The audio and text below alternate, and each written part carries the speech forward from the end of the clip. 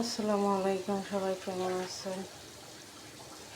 আলহামদুলিল্লাহ আমরা ভালো আছি। চলেন আজকে কি রান্না করি তা একটু শেয়ার করি। আমার পছন্দের একটা সবজি রান্না করতেছি, কাঁকরোল। কাঁকরোল কে কে পছন্দ করেন অবশ্যই কমেন্ট করে জানাবেন। কাঁকরোলটা কেন জানি বড়া করতেও ভালো লাগতেছে দুদিন ধরে। আবার ভাবলাম তিনটা আছে, একটু রান্না করে ফেলি, যেহেতু তরকারি এখনো খাওয়া হয়নি কাঁকরোলের। 2 দিন কাঁকরোল কিনে আনার পরে ভাজি খেয়েছি, মানে বড়া করে, ভালোই লেগেছে। আর এদিকে হচ্ছে শুটকির তরকারি গরম করতেছি, কালকে রান্না। তো ভাত অলরেডি যে রান্না শেষ, ঠিকা দিয়ে দিছি। আজকে তেমন কিছু রান্না নাই। রাতে একদমই ঘুমাতে পারে না, মেয়েটা অনেক বেশি বিরক্ত করছে। আজকে রাত 2টা বাজে সজাগ হয়েছে, ঘুমাইতে ঘুমাইতে সেই 4টা বাজে। কেন জানি হঠাৎ করে ঘুম থেকে সজাগ হয়ে গেছে আর ভয় পাইতেছিল অনেক বেশি। তো তার আমি প্রত্যেক দিন সব ধরনের সূরা বলে, 3 ফুল বলে আর কি ফু দিয়ে ঘুম পাড়াই, কিন্তু আজকে আর আগে ঘুমিয়ে গেছে, তো এগুলো আর বলি নাই। 2টা বাজে একদম উঠে নাজেহাল অবস্থা শুরু হয়ে গেছে। এত বেশি কষ্ট লাগতেছে এই সকাল সকাল রান্না করতে বলার বাইরে। যেহেতু গ্যাস থাকে না, 5টার মধ্যে আমার রান্না বসায় দিতে হয়। 4:30 বাজে উঠে পড়ি, 5টার মধ্যে রান্না কিছু হয়ে যায় আর কি। তো এই হচ্ছে আমাদের জীবন, ঢাকা শহরের দুর্বিষহ জীবন। দেখতে থাকুন পুরো ভিডিওটা। তো এদিকে আবার কয়টা ভাত ছিল, তো এগুলো ফ্রাই প্যানে একটু গরম করে নিতেছি। তো এদিকে রান্না বান্না শেষে 2 পাতিল পানি বসিয়ে দিলাম গরম হওয়ার জন্য। যেহেতু ঢাকা শহর গরম পানি খেতে, মানে পানি ফুটিয়ে আর কি খেতে হয়, কারণ পানিতে অনেক বেশি ময়লা থাকে, কাঁচা পানি তো আমি গিলতেই পারি না। আজকে তেমন কোনো রান্না বান্না নয়, শুধু এক পত্তরকে রান্না করছি, যার জন্য একটু পানি বসিয়ে দিলাম। প্রত্যেক দিন কিন্তু পানি বসানোর টাইমই থাকে না, গ্যাসও চলে যায়। এদিকে যে রান্না বান্না শেষ, আমার দুপুরের খাবারটা রেডি করে রাখলাম। অফিস থেকে উঠবে, ফ্রেশ হবে, ঘুম থেকে উঠে ফ্রেশ হয়ে অফিসে চলে যাবে। তো এই যে আজকে মা মেয়ে মিলে একই নাস্তা খাইতেছি, আমিও খাইতেছি, মেয়েকেও খাওয়াই দিতেছি।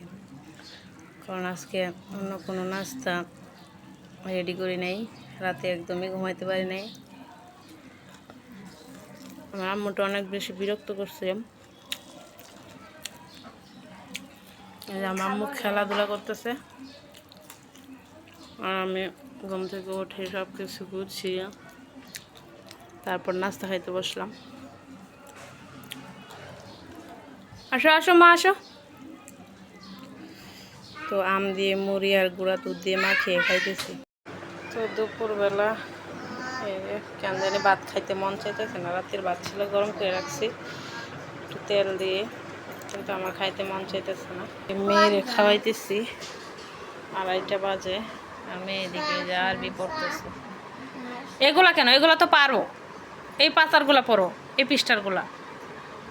কেন জানি একদমই দুপুরবেলা আজকে খাইতে মন চাইতেছে না, যার জন্য মেয়েকে খাওয়াইতেছি, আমি পরে খাবো।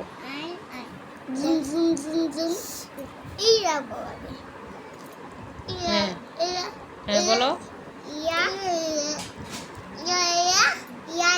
ছোট বোনে বড় বোনের পড়াইতেছে।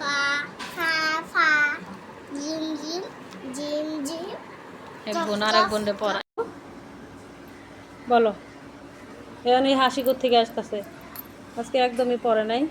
তারা এখন আমার কোলে ঘিরে আনতে ধরতে রাগ করে দিতে, 2টা থাপ্পড়, কেন পড়াশোনা করে না, এত বেশি দুষ্ট।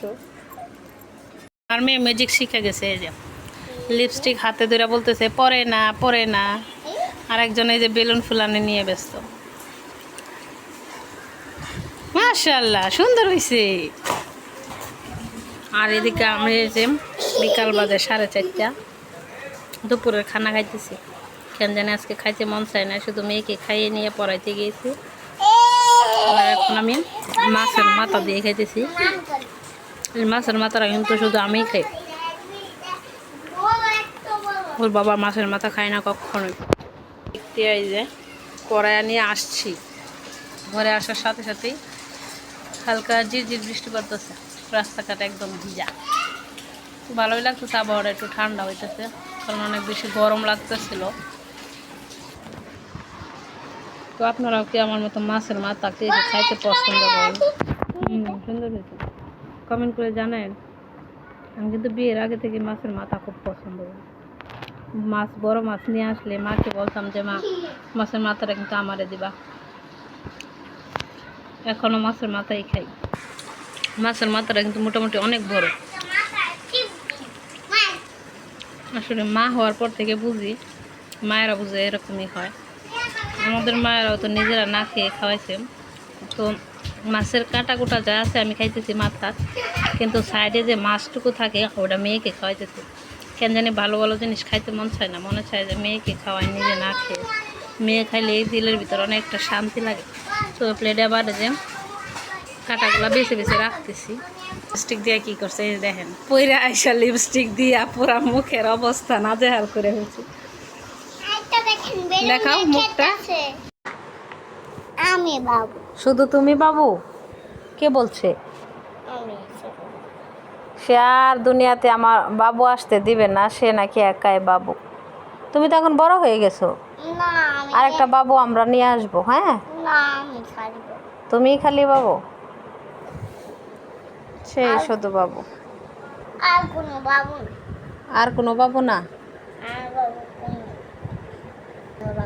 কি ভাইও রাখতো না, আমার বোনও রাখতো। ভয়ও লাগবো না, বোনও লাগবো না? তুমি একা একাই সব কিছু মজা খাইবা? কেন, একটা বাইয়া বাইয়া তোমার যদি পেটে থেকে একটা বাবু বাইয়া হয় আম্মুর পেট থেকে, তখন বাবু বাইয়া আর তুমি একসাথে খেলা করবা?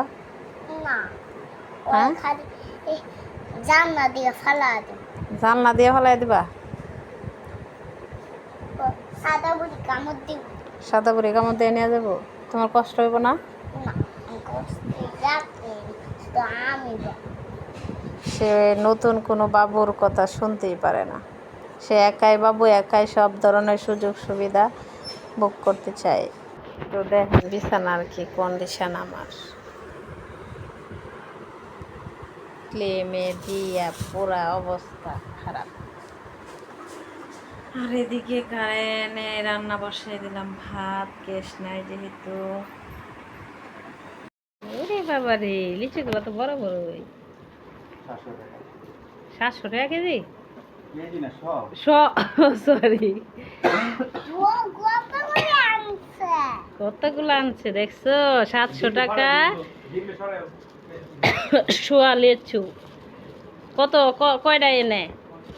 50টা নিয়ে আইছো, তার মানে কত? 350 টাকার লিচু। হ্যাঁ, এত দামের জিনিস কি আমগো মতো গরিব মানুষে খায়? কোনছেন দেখি। হ্যাঁ, আমার আম্মু লিচুটা অনেক পছন্দ করে। তোর বাবা শুধু বলে লিচুর কথা, তার জন্য লিচু নিয়ে আসছে। আর এদিকে এই যে আমার সাহেব পেঁয়াজ নিয়ে বিছানা পরে রেখে দিছে, পেঁয়াজ নাই। আবার ডিম নিয়ে আসছে মেয়ের জন্য। লিচুগুলো অনেক বড়, একটা খাই দেখি তো কেমন মিষ্টি নাকি।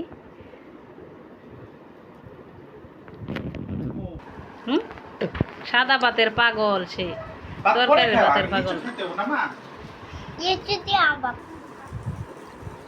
লিচুগুলো কিন্তু অনেক গুস্তওয়ালা।